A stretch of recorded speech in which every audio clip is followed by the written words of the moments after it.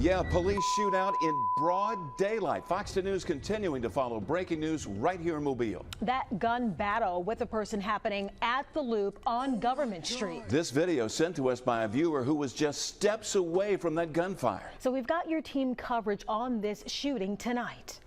First of all, Fox 2 News' Ariel Mallory is where the first shots were fired and the pursuit started near the Loop. First, we're starting with Lee Peck. He is where the chase actually ended. And Lee, I know the police chief just holding that press conference. You were there and listening. What did you find out?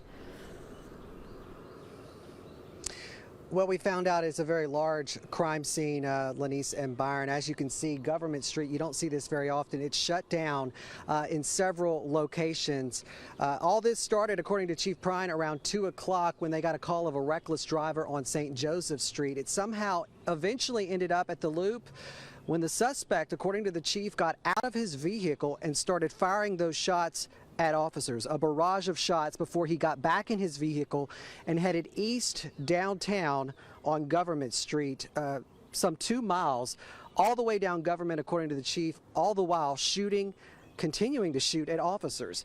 Now, he eventually crashed out in front of the deaf and blind school on Government just up the road here. A viewer actually sent us some video closer up to the scene of the suspect vehicle. Now, when officers got out and went up to the wrecked vehicle, they saw the suspect had a gunshot wound to the head. Now, according to Chief Prine, they are actively investigating whether that gunshot wound is self-inflicted or otherwise. The suspect, we're told, is dead. Now, this is the second deadly chase involving Mobile police where the suspect ends up crashing out and dying. When asked about it, Chief Paul Prine had this message. Take a listen. Listen, stop the vehicle. You know, the officers are out here working for the community. If our officers are out here and they attempt to stop you, the best thing anyone can do is stop their vehicle. You put people's lives in danger when we do these type of things.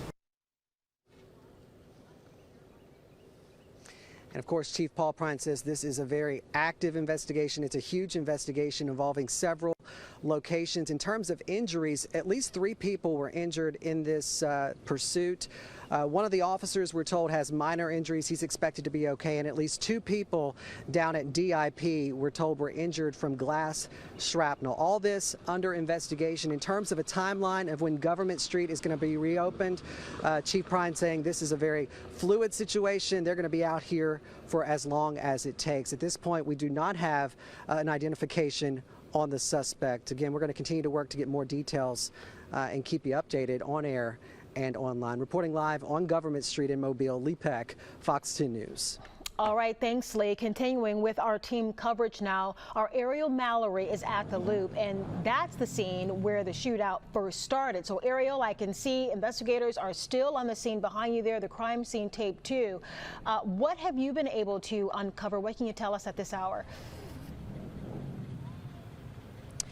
Yeah, Lanice, we don't know how many shots were fired. We just know here is where that gun battle unfolded between a Mobile police officer and that driver. Now, we want to show you just how many evidence markers they've placed on the ground. Over 50 evidence markers have been placed out here from those gunshots that were fired at the scene. And then a nearby business owner was actually able to capture it while it all unfolded on camera. And we want to take you and show you that video now.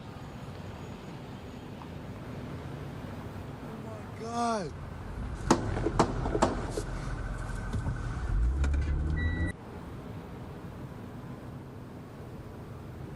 Yeah, those shots that you just heard were those shots being fired from the officer at the suspect, and we're told by Police Chief Prine that he got back in his car and continued as officers chased him down, where he ended up crashing out, and they say he died from a gunshot wound to the head. We do not know if that was self-inflicted or not. We're waiting to confirm that, and we want to take you to the video of the scene when we arrived here earlier.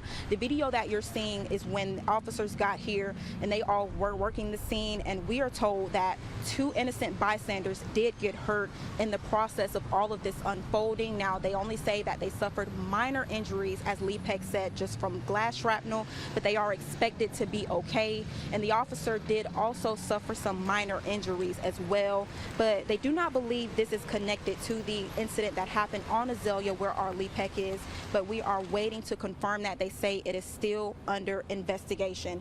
And that driver, again, did wreck out on Chatham and Government and apparently had a gunshot wound to the head, but we do not know if that was self-inflicted or not.